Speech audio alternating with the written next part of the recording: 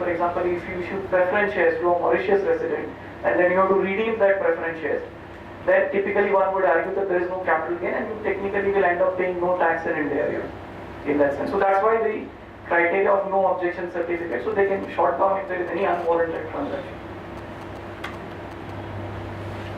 Then let's look at what is the reporting and the compliance framework under FEMA 20. So when you are issuing shares to non-resident, there is a receipt of share application money, and within 30 days from the receipt, you are supposed to intimate the RBI in a prescribed format through the authorized dealer.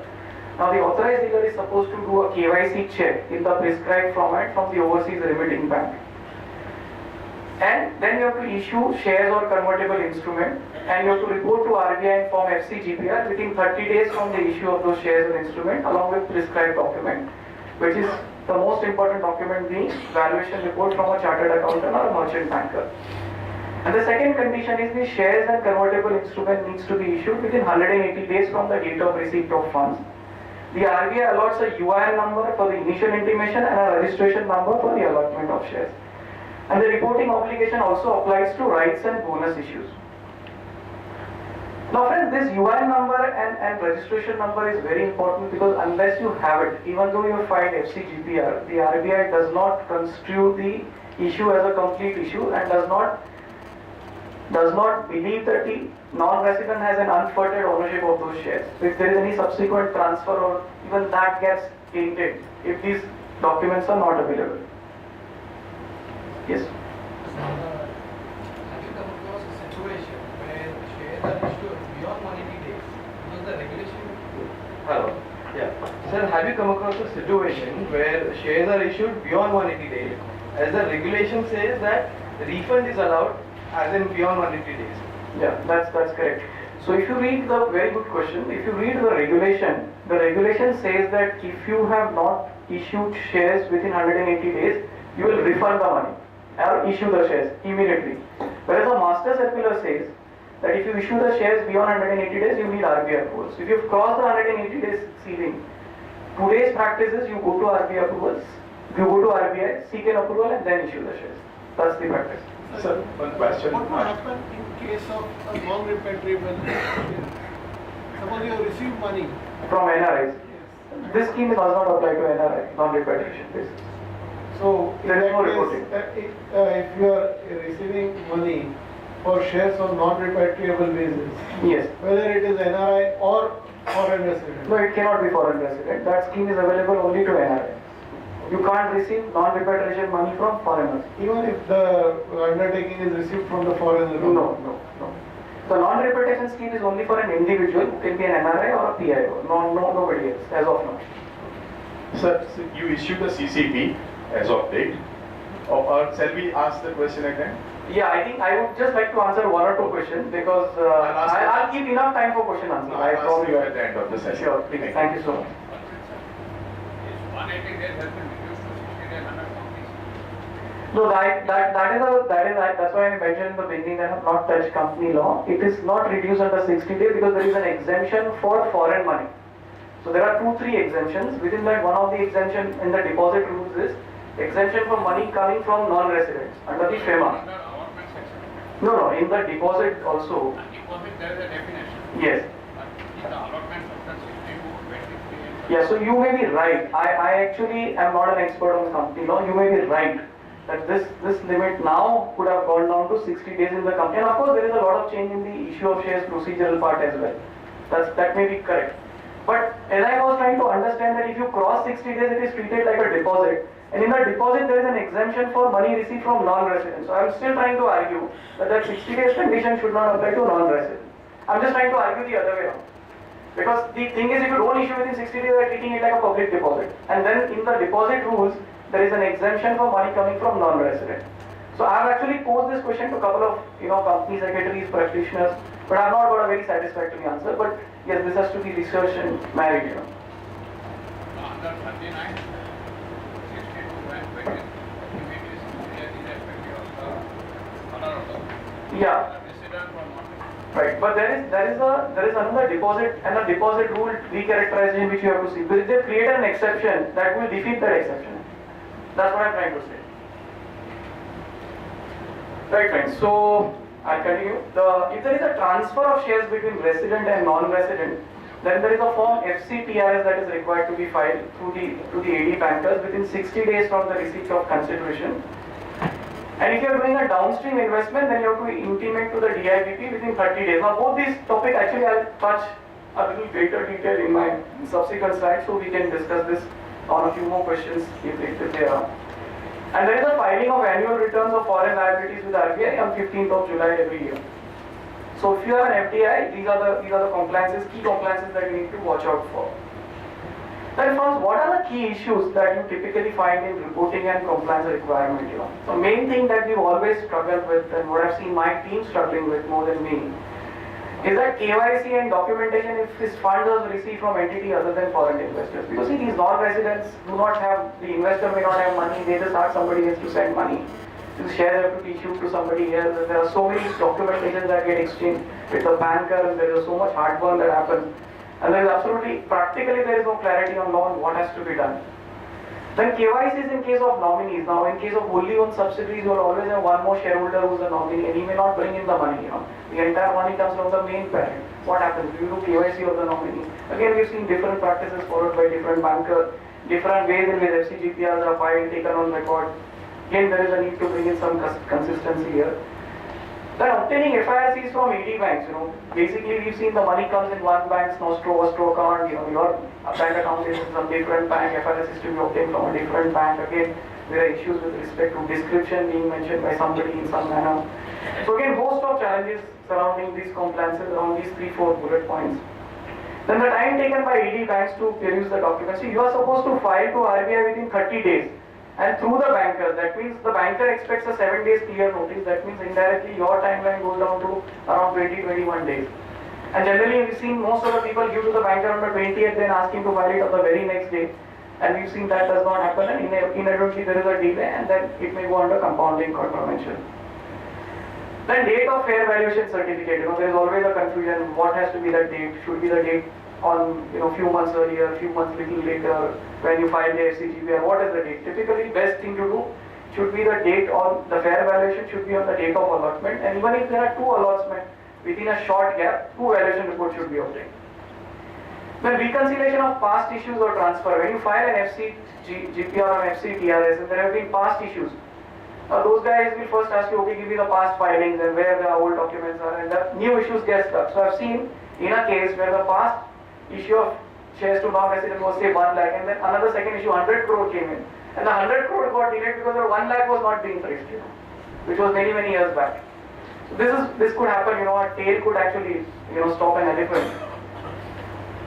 Then appropriateness of object clause and other clauses in the memorandum. Many times we have seen is that after you file the FCGPR, the banker RBI calls for the memorandum and the articles of association, and then again the way the object clause has been drafted is completely contrary to what you are trying to state in the FCGPR or in terms of the NIC codes that you mentioned. Again, you end up spending a lot of money, so I think we as practitioners need to take care here.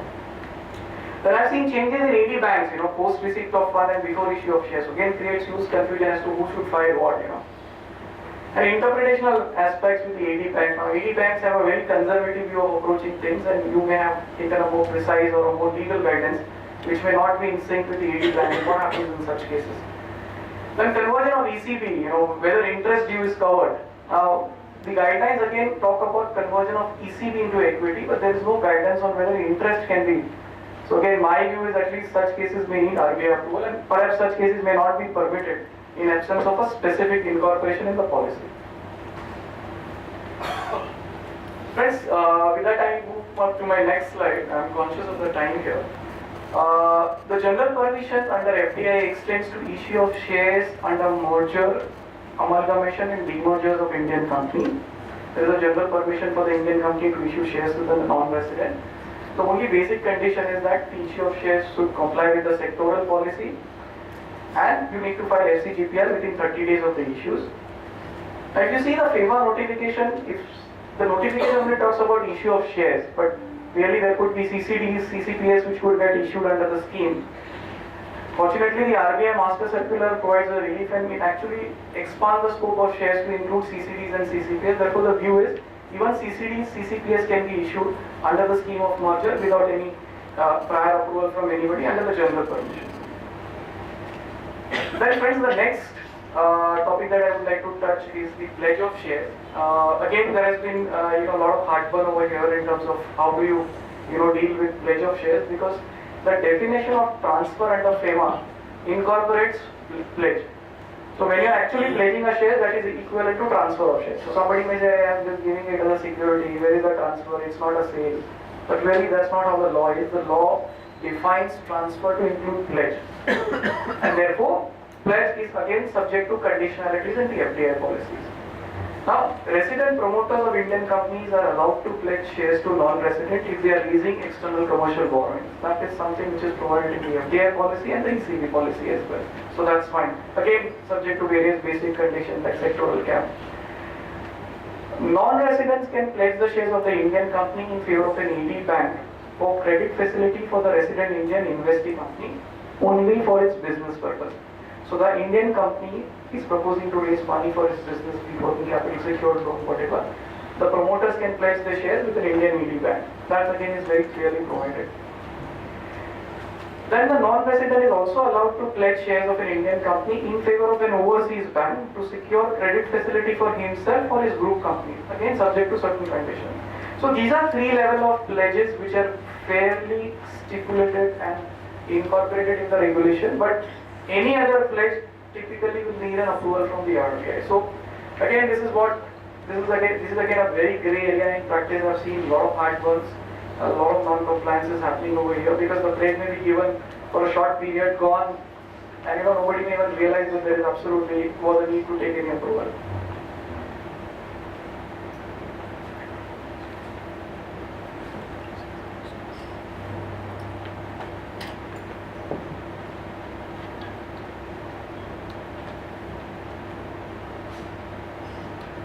Friends, now I deal with this transfer of shares, which is an absolute matrix in itself. I'm not sure if I got it right. I hope I've got it right. But if there is anybody who has a contrary view, more than welcome, because there's so much permutation, combination possible, and one needs to really do a hair splitting to try and understand where one would fall. So it will be extremely interesting to try and see how it goes. Okay. So general permission for transfer of shares and CCDs. Now shares, I'm including equity and CCPS and CCD. So what's the general permission? Let's see. Person resident outside India, so PROI in my slides and acronym, other than an NRI OCB, can transfer to any other person resident outside India, including NRI, by way of a gift or sale. So this is one thing which again is fairly very clear, that if one non-resident wants to sell or gift to any other non-resident, then it is permitted. Now the person giving the gift or selling it can be other than an NRI, should be other than an NRI OCB, but the recipient can be an NRI, not an OCB. This is under general permission. Then NRIs to NRI, transfer by way of sale or gift, is also under general permission. Then person resident outside India to person resident in India by way of gift is under general permission. So we have three clear categories between two non-residents, NRIs to NRI, non-resident to resident. Then PROI to PRI by way of sale. That means non-resident to resident by way of sale. There are some conditions subject to sectoral policy, valuation guidelines and filings with the AD Bank, which is form FCTRS. Then person resident in India to person resident outside India by way of sale. Again, general permission, subject to sectoral policy, valuation and filings in general. I'm saying there may be certain other nuances. We'll come to that. Then if the non-resident wants to sell on the recognized stock exchange at the prevailing price, listed shares or listed CCDs, absolutely no problem, he can go ahead and sell. Now transfer of shares also includes buyback or reduction of capital, PROI to PRI. It is treated like a transfer from person resident outside India to person resident in India. So this is the framework for general permission. Most of the transaction that typically we will undertake would fall mostly under this or some other cases that we'll discuss shortly. Then what are the other points that are relevant for transfer of shares? Now the transfer general permission is available even if earlier the activity was under the approval route, you have gone to FIPP, but now that activity is under the automatic route. Now that form FCTR is the way it is, it has to be submitted to the AD Bank within 60 days from receipt of fund. So within 60 days of the transfer, you've taken an analysis, transfer is under the automatic route, you've done the transfer, you got the money or paid the money, then within 60 days of that, you have to go and file with the ED bank this form FCTRS. So, but friends, a practical suggestion here, if you go after 60 days of doing a transaction and the banker says, I don't agree with you, you are doomed. So in most cases, the practical way out is you discuss upfront with the banker and then do the deal. And that's how mostly at practical level things happen. And the funny thing over here is the onus to file FCTRS is on the person resident in India. So the FCTRS obligation is on the person resident in India, either he is the buyer or the seller. But the form has to be signed by the person resident outside India, whether he could be a buyer or seller. So it means both the parties are bound by this compliances. One person has to sign the form who is a non-resident, and the resident who is either one of the parties will have to make sure that it is filed. So that way, very smartly, the Reserve Bank has made sure that both the parties collaborate to make this filing, because otherwise both will be in contravention. Then the most important point, the Indian company can record the transfer only post approval of this FCTRS from the ED bank. So you have to complete this process, otherwise Indian company is also in contravention. And again here the inward remittances, if they come in, they are subject to KYC check by the ED bank. Is there any questions on this so far?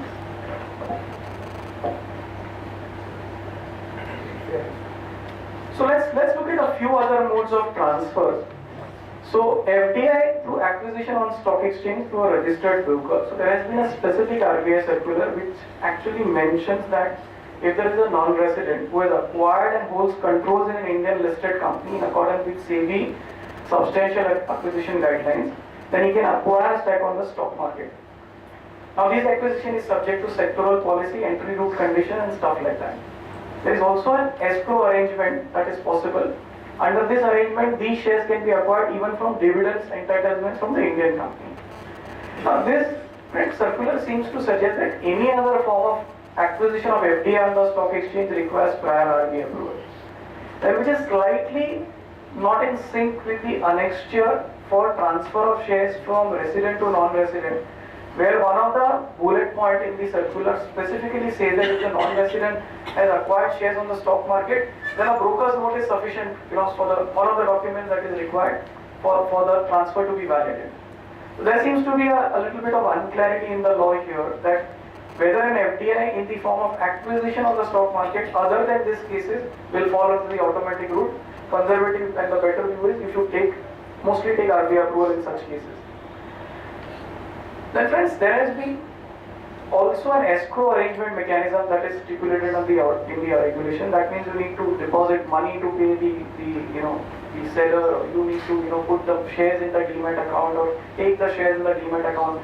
So the authorized dealer has been allowed to maintain escrow in cases of open offers, exit, delisting as per SEBI guidelines. He is also allowed to open non-interest bearing escrow account in rupee in case of general transfer of shares or issue of shares. And a period of 6 months is allowed for either party to consummate the transaction. And if within 6 months that transaction is not consummated, then it can be unwound also. That means the escrow can be unwound and the respective parties can take their money and take back their shares.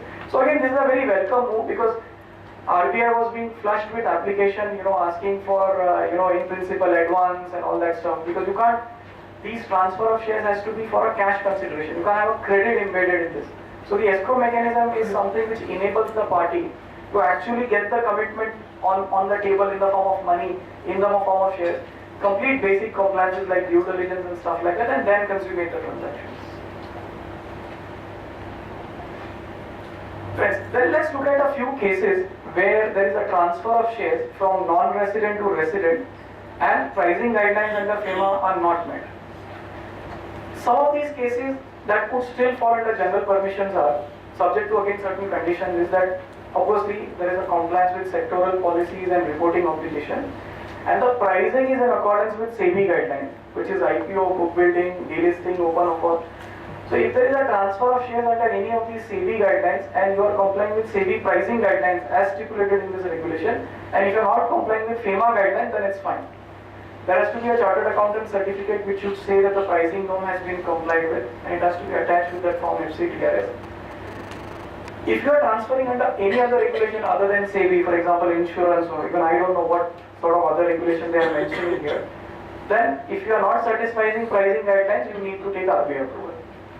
And here the authorized dealer is also allowed to give a guarantee on behalf of the non-resident, subject to a counter guarantee from a Bank of International Refuge. So again, this is a welcome move, because earlier many of these cases needed RBI approval, where you are doing a transaction and perhaps you need to deviate from the pricing formula because of the way SEBI guidelines have been worded, especially in book building, properties, delisting offers. But then let's look at few other cases of transfer of shares or CCDs from resident to non-resident. There is a general permission for transfer of shares from resident to non-residents in the following cases. Transfer of shares required FIPB approval which has been obtained and documentation has been complied with. So you are complying with the valuation and other guidelines, you don't need any RBI approval. If a transfer is as per SEBI substantial acquisition guidelines, subject to again adherence with the pricing guidelines. And again, there are few cases of transfer. The earlier, as I said on my last slide, this was from NR to R, this slide is from R to NR. So transfer where FEMA pricing guidelines are not met, but these three conditions are satisfied. That means the original and the resulting investment is in line with the sectoral policies and conditionalities. The pricing is again in accordance with the SEBI guidelines, and there is a CA certificate to support the pricing with the form FCTRS. So again, if you are doing the transfer as per SEBI guidelines, by and large you are fine. Then, if there is a transfer of an investing Indian company is in the financial service sector, again there are two guidelines. I touched that, but before I touch upon that, again, the transfer of shares of an Indian company in the financial service sector has been subject to a lot of rigmarole. Earlier, the entire process actually needed FIPB approval. Then FIPB approval, after FIPB it needed RBI approval, then FIPB approval was done away with. Then RBI had done away with that approval, saying that 3-4 conditions have to be satisfied with NOC from the respective regulators for all the three entities. So after a lot of rigmarole, finally this is where it has settled down to from October 2013. And it says that this transfer can be under the general permission subject to the non-resident acquirer satisfying the fit and proper due diligence guideline. So the earlier NOC requirement from the regulator and all these conditions have been now done away with. And it only says that the other conditions such as minimum capitalization and a couple of other stuffs are complied with. So again, this is a fairly welcome move. Actually removes a lot of anomaly in the whole process of transfer of shares from resident to non-resident in the financial services sector. Sir, Yeah. what if there is a change in residential status? Let's say I am a resident, I acquire shares, I become an NRI, and I want to transfer to a non-resident. So, I'll just answer that in short. You are allowed to continue that under section 6 of FEMA 1999. There is also a similar question in the brain trust session. You can check on that as well. So friends, with that I move on to transfer of shares or CCDs between R to NR. Some of the transfers which may require prior approval of RBI. Now transfer of shares or CCDs between R to NR for deferred considerations. For example, they are not wanting to pay or receive the consideration upfront and there is a proposal to defer it. 2, 3, 6, 7, 1 year, 2 year. There is a proposal to defer the consideration. Such transfers need RBI approval. I'm not sure whether RBI will be very willing or forthcoming to give this kind of approval. As per policy, needs approval. Again, the guidelines are not very happily worded, but the better view is it needs approval. Then gift of securities from resident to non-resident, which is PRI to PROI. The first condition is the transfer and the transferee are close relatives. That means even if there is a transfer from say father to son or whatever, as per the Companies Act, then such cases will be eligible for the RBI approval process.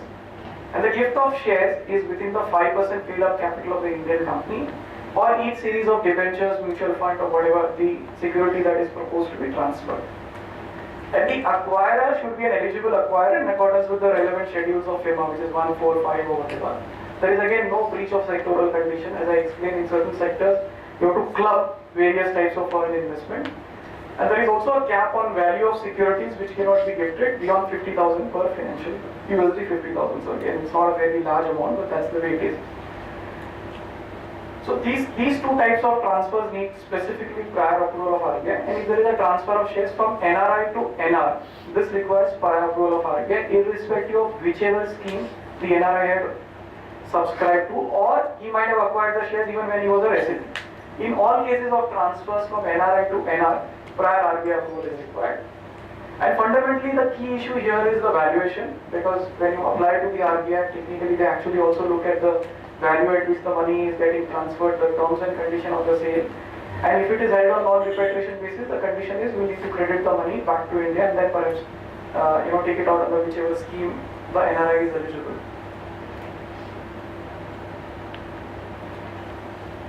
So friends, the general, with that I have actually hopefully completed transfer of shares. Again, it's a fairly complex matrix. I tried to simplify it as much as possible. I'll be open to questions after the session on this.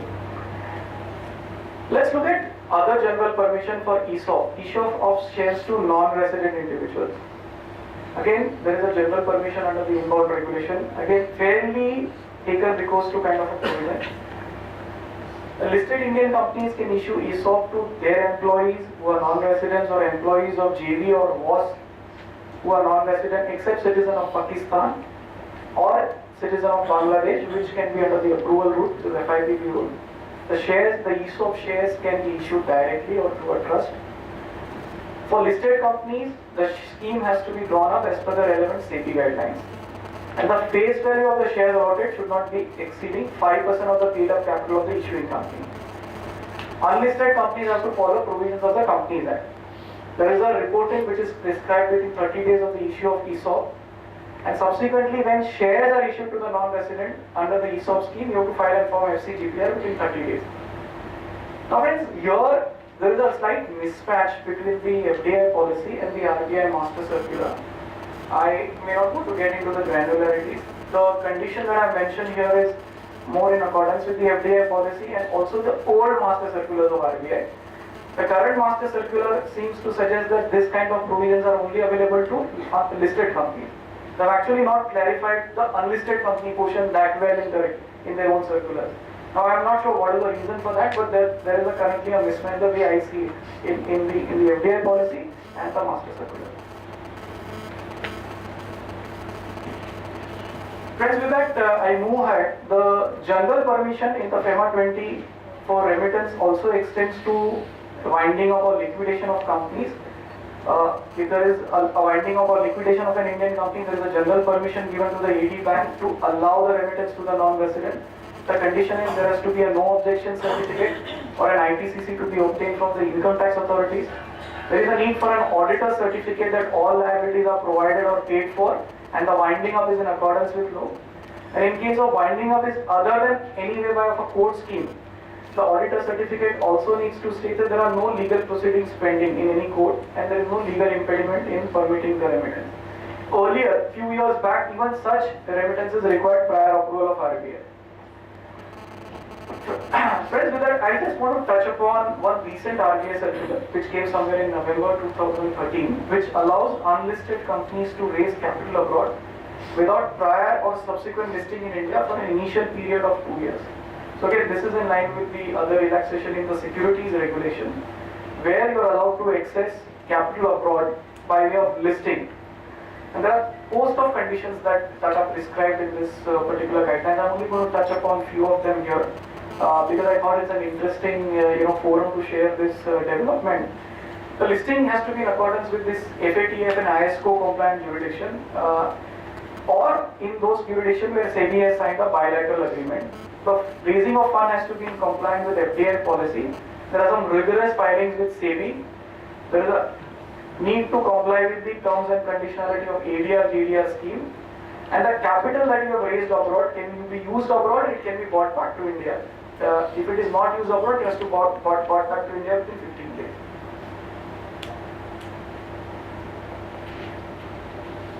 So friends, with that, actually I move on to my next item on the presentation, which is indirect FDI. And before we actually go into indirect FDI, there are two concepts that one needs to understand. And only if you understand these concepts that you will be able to actually compute an indirect FDI in an Indian company. And these two concepts are the concept of control and ownership. Control is defined in the policy and the regulation to mean right to appoint majority of directors or control the management or policy decision, including by virtue of shareholding, management rights, shareholders agreement or voting agreement. So control is now defined in a very